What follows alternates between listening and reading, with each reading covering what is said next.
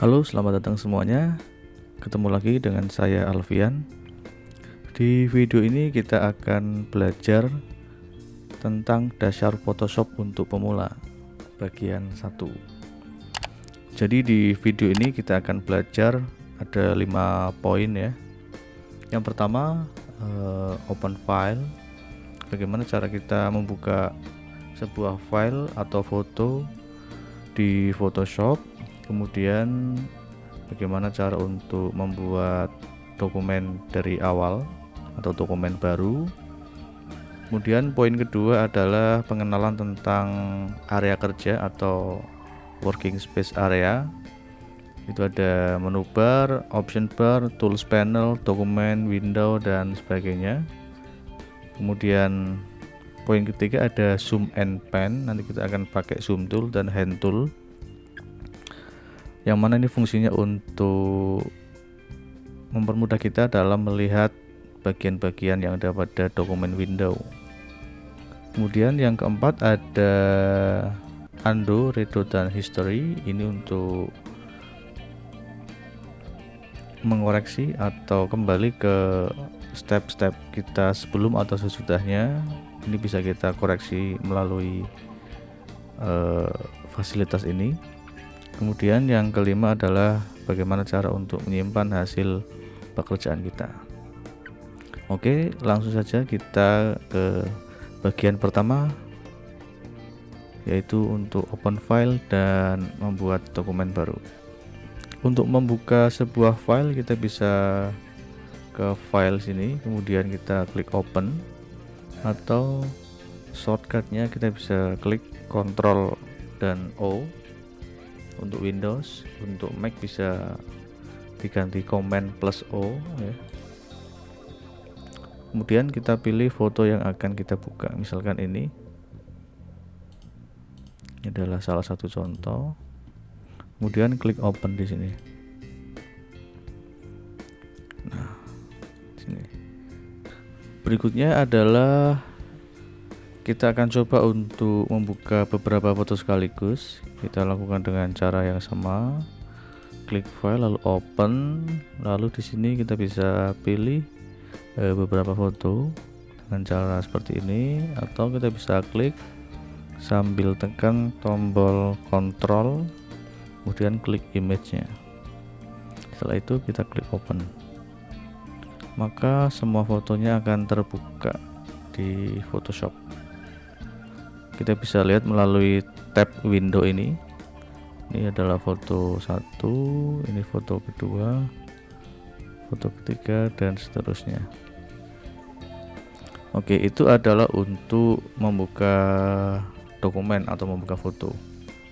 Kemudian bagaimana kalau kita pengen membuat dokumen baru? Kita bisa ke file, kemudian kita klik new di sini. Nah, untuk Adobe Photoshop versi CC 2018 ini adalah yang saya pakai.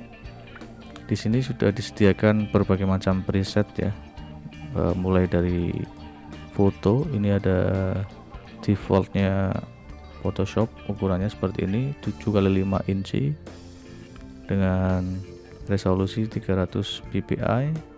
Kemudian ada landscape 2x3, ada portrait 2x3. Kemudian selain untuk preset foto, kita bisa geser, ada print di sini.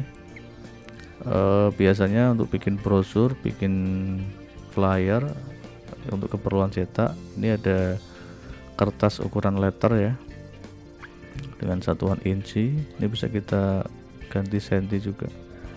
Nanti di sini akan menyesuaikan ukurannya. Misalkan ini ada A4 210 mili kali 297 mili, resolusinya 300 karena untuk keperluan printing jadi butuh resolusi yang tinggi. Nah, kemudian di sini ada art and illustration, ada poster, ada postcard. Jadi bagi teman-teman bisa langsung menggunakan template atau preset yang ada. Kemudian untuk website, nah ini untuk website web large biasanya 1920 x 1080. Nah, karena untuk website resolusinya kecil, jadi 72, lebih kecil dibandingkan preset dari yang print ya, jadi 300, karena untuk cetak butuh kerapatan pixel yang lebih besar. Kemudian untuk mobile dan ada untuk film. Ini untuk mobile bisa untuk berbagai macam device. Kita akan coba satu-satu. Kita akan coba untuk foto ya, misalkan 4x6. Untuk 4x6 dan kita klik create. Nah, maka akan seperti ini. Ini perbandingannya 4x6. Kemudian saya ingin nunjukin untuk printnya A4 itu seperti ini. Nah, ini A4. Kemudian kita coba lagi untuk bikin yang film and video. Nah, di sini saya biasa menggunakan untuk film video ini yang HDTV 1080p, yaitu ukurannya 1920 x 1080 pixel, resolusinya 72. Biasanya ini saya buat untuk bikin thumbnail video di YouTube. Nah, ini udah ada guideline-nya, jadi kita bisa untuk acuan ya. Kalau misalkan buat thumbnail video, ini adalah area save margin-nya di sini. Oke. Demikian untuk poin pertama, yaitu open file dan create new document di Photoshop. Selanjutnya adalah poin kedua, yaitu untuk pengenalan working area atau working space. Baik, berikutnya adalah working area atau working space. Jadi untuk working area itu ada pertama itu menu bar yang ada di sini. Ada file, edit, image, select, filter, window, dan sebagainya. Kemudian ada option bar. Option bar itu yang berada persis di bawahnya menu bar. Yang di sini nih. Nah, option bar ini bisa berganti-ganti sesuai tool apa yang kita pakai. Kalau kita pilih misalkan brush tool, nah maka di sini option barnya akan berubah. Ada opacity, ada flow, ada smoothing. Begitu pula kalau kita memilih opsi yang lain, misalkan ini selection tool, kemudian patch tool, di sini akan berubah-ubah ya sesuai dengan tools apa yang kita pilih. Nah, berikutnya adalah tools panel. Nah, tools panel ini yang ada di sebelah kiri. Ini ada move tool, kemudian ada rectangle mercury tool, ada lasso, ada gradient, ada zoom tool, ada hand tool di sini, ada rectangle dan sebagainya. Ya, nah kemudian untuk masing-masing tools panel ini yang ada tanda panahnya ini kita bisa klik dan tahan. Kemudian dia ada sub menunya lagi, ada sub toolnya lagi. Ini juga ada beberapa sub toolnya. Nah, seperti ini, eraser tool, ada zoom tool, hand tool seperti ini. Nah, ini type tool ya untuk teks. Kemudian ada namanya dokumen window. Dokumen window ini ya ini yang ada di tengah ini. Nah, ini dokumen window, ini yang bisa kita lihat di tengah ini yang menampilkan area kerja kita. Nah, misalkan seperti ini namanya dokumen window. Misalnya kita lagi menggambar sesuatu atau bikin sesuatu, itu akan tampil di sini di dokumen window. Nah, seperti itu. Oke. Berikutnya setelah working area kita ada zoom and pan. Untuk fitur ini ada di tools panel ya. Yang pertama ada di zoom tool di sini. Shortcutnya kita bisa klik pada keyboard tombol Z, maka kursornya akan berubah menjadi kaca pembesar dengan tanda plus. Nah, kemudian di bagian option barnya ini ada yang minus juga untuk memperkecil. Kita klik aja di sini, maka dia akan mengecil. Kemudian yang plus ini untuk memperbesar, seperti itu. Nah, selain itu kita bisa menggunakan shortcut. Kalau kita tekan tombol ALT itu, maka tombol plus pada kursor ini akan berubah jadi minus. Nah, seperti ini. Kalau ALT nya kita lepas, dia akan kembali lagi ke plus. Nah, kalau kita klik dan tahan mouse kita, maka dia akan ngezoom terus menerus. Nah, seperti itu. Kita klik ALT lagi. Nah, sambil tekan mouse-nya, maka dia akan zoom out. Seperti itu. Kemudian kita akan coba untuk option bar ini. Di sini ada tombol feed screen ya. Feed screen ini fungsinya untuk menampilkan secara keseluruhan foto atau gambar kita yang ada di dokumen window. Kalau full screen itu untuk mengisi lebih besar lagi supaya semua dokumen window ini terisi dengan dokumennya. Kemudian kita juga bisa dengan cara klik kanan, kemudian kita klik 100%, maka gambar ini akan di zoom sesuai dengan ukuran aslinya 100%, seperti ini. Kalau kita klik kanan lagi, fit on screen, maka secara keseluruhan akan ditampilkan pada dokumen window. Coba kita akan zoom ke ukuran 100% seperti ini. Nah, kemudian selain zoom tool ini ada juga hand tool ya di sini, atau shortcutnya kita bisa klik tombol H pada keyboard. Nah, maka setelah dipilih, kursornya akan berubah menjadi tangan seperti ini. Ini bisa kita klik dan tahan lalu geser untuk pending ya, untuk menggeser bagian mana yang pengen kita lihat.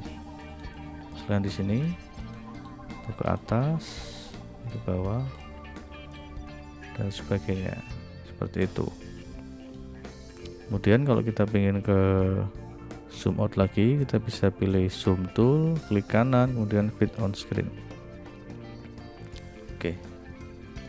Untuk zoom sebenarnya ada cara lain juga. Kita bisa klik Ctrl dan tombol plus pada keyboard untuk zoom in ya. Kemudian klik Ctrl dan tombol minus pada keyboard untuk zoom out. Nah, kemudian ada lagi klik Ctrl dan angka 0 untuk fit screen.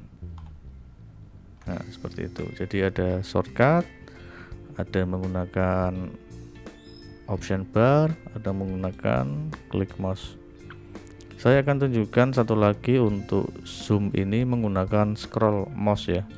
Jadi tanpa klik zoom tool, kita bisa tetap ngezoom. Misalkan kita klik move tool di sini, tapi kita tetap bisa ngezoom dengan scroll. Ini saya scroll mouse-nya dan dia bisa ngezoom ke bagian mana yang pengen di zoom ya. Misalkan di sini bagian tangan. Nah, ini pengaturannya ada di edit, kemudian preference, kita ke general. Nah, kemudian pada bagian preference ini kita pergi ke tools, lalu zoom with scroll wheel ini kita aktifkan ya. Jadi kita bisa zoom menggunakan scrolling pada mouse seperti ini. Oke. Berikutnya adalah undo, redo, dan history. Ini akan saya contohkan. Misalkan di sini saya ingin menggambar ya. saya akan pilih warna yang kelihatan. Misalkan saya akan gambar di sini seperti ini, sorry.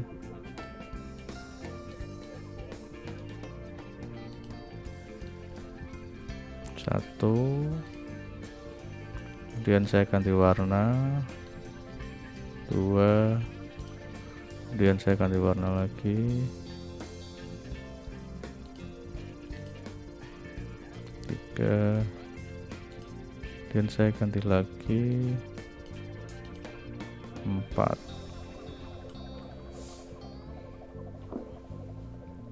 Nah, untuk kembali ke langkah sebelumnya, kita bisa ke edit, kemudian undo brush tool. Nah, jadi langkah terakhir itu akan dikembalikan. Kemudian ada redo brush tool. Ini artinya kita maju ke langkah selanjutnya untuk mengembalikan yang tadi hilang. Nah, bagaimana caranya kalau kita ingin kembali ke brush yang warna violet pertama ini? Caranya kita bisa edit, undo brush tool, kemudian edit lagi, step backward, akan hilang. Kemudian edit, step backward lagi, kemudian kita edit, step backward. Nah, jadi kita kembali pada kondisi foto sebelum dikasih brush atau gambar. Nah, kemudian bagaimana cara untuk menuju ke langkah selanjutnya yang sempat dihapus? Kita bisa klik di sini, step forward, edit, step forward lagi, edit, step forward, dan edit, step forward. Nah, selebihnya kita bisa lihat di history. Ini ada history ya, ini namanya history. Kita bisa kembali ke sini, brush ini, atau kita kembali ke saat foto ini dibuka dari awal. Nah, jadi untuk menemukan tab history ini biasanya kita lihat di window, kemudian history ini diklik. Misalkan belum ada, lalu kita bisa klik di sini history, seperti itu. Oke, selanjutnya adalah save work ya. Ini menyimpan hasil kerja kita. Kita cukup klik file, kemudian save as. Kemudian di sini kita bisa menyimpan sebagai PSD ya, Photoshop dokumen. Kita bisa simpan, atau kita bisa simpan dalam bentuk JPEG. Kita ganti file formatnya ke JPEG, kemudian kita kasih nama edited ya, ini seperti ini. Kemudian kita save. Kemudian kita pilih kualitas JPEG-nya mau berapa, mau maksimum, medium, atau high. Kemudian kita klik OK. Nah, kita bisa lihat hasil filenya itu ada di sini.